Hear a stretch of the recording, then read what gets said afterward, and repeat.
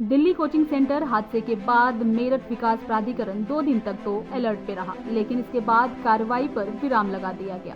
2 दिन के सर्वे में 66 बेसमेंट में संचालित व्यवसायिक गतिविधियां अवैध पाई गई, जिनमें से कुछ बेसमेंट को सील भी किया गया, लेकिन बाकी बेसमेंट पर मेरठ विकास प्राधिकरण मेहरबान नजर आ रहा है।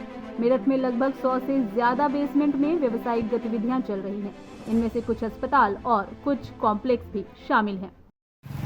दिल्ली के ओल्ड राजेंद्र नगर में बेसमेंट में हुई घटना के बाद उत्तर प्रदेश शासन की नींद भी टूट गई है। उत्तर प्रदेश शासन की ओर से मुख्यमंत्री योगी आदित्यनाथ ने प्रदेश के तमाम डीएम और मेरे एमडीए जैसे क्षेत्रों जो वीसी हैं, सचिव हैं, प्राधिकरण के सचिव और वीसी को भी आदेश दिए कि तमाम जितने भी बेसमेंट हैं उन पर जांच की जाए और उन पर कार्रवाई सुनिश्चित की जाए। जिन बेसमेंट में कोचिंग सेंटर, अस्पताल या और तमाम व्यावसायिक गतिविधियां हो रही हैं उनकी एक बार जांच करना जरूरी है। मेडा ने 2 दिन में अवैध कॉम्प्लेक्सों के बेसमेंट का 60% सर्वे पूरा किया। 123 बेसमेंट के सर्वे में 74 बेसमेंट का मानचित्र स्वीकृत पाया गया। इन स्वीकृत बेसमेंट में से 34 में अवैध रूप से व्यावसायिक उपयोग पाया गया। 49 ऐसे हैं जिनका मानचित्र स्वीकृत नहीं है, फिर भी उनमें से 32 में व्यावसायिक उपयोग हो रहा है। इस तरह से कुल मिलाकर 66 बेसमेंट अवैध पाए गए हैं। इन बेसमेंट को सील किया जाएगा। जिनका भवन भी अवैध है उन्हें पहले कंपाउंडिंग मानचित्र का अवसर दिया जाएगा। जिन भवनों में कंपाउंडिंग के दायरे में भी बेसमेंट नहीं आएंगे उनका भराव करा दिया जाएगा।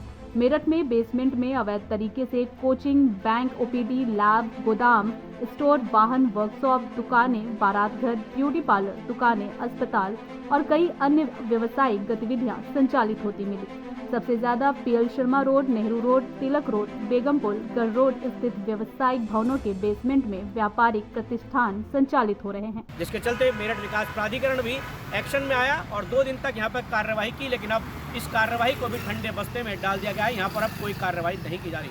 100 से ज़्यादा मेरठ के अंदर ऐसे बेसमेंट हैं जिसमें अभी भी व्यावसायिक गतिविधियाँ हो रही हैं। मैं मेरठ के कचहरी रोड की बात करूँ तो यहाँ पर एक हॉस्पिटल है, होप हॉस्पिटल, जिसके नीचे बेसमेंट में लैब और तमाम गतिविधियां हो रही हैं। यहाँ पर एग्जिट गेट भी एक है। अगर कोई बड़ी अनहोनी यहाँ पर घट जाती है तो इसमें मरीजों की जान पर बन सकती है, लेकिन इस पर भी कोई कार्रवाई नहीं की गई। कई अस्पताल और कई ऐसे कोचिंग सेंटर हैं जो अभी भी बेसमेंट में लगातार संचालित।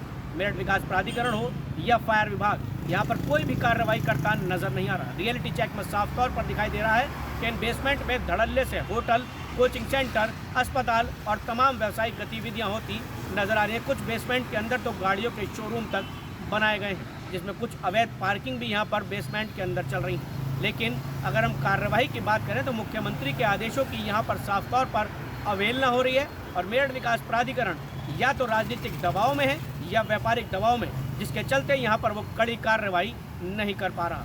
या फिर ये कहें कुछ और वजह मेरठ विकास प्राधिकरण की हो सकती है कि जिसके लिए पहले उनके बेसमेंट बनवा दिए गए और अब कार्रवाई से हाथ पीछे खींचते मेरठ विकास प्राधिकरण भी नजर आ रहा है। मुख्यमंत्री के इन आदेशों का कितना पालन मेरठ विकास प्राधिकरण आगे करेगा ये भी देखना होगा।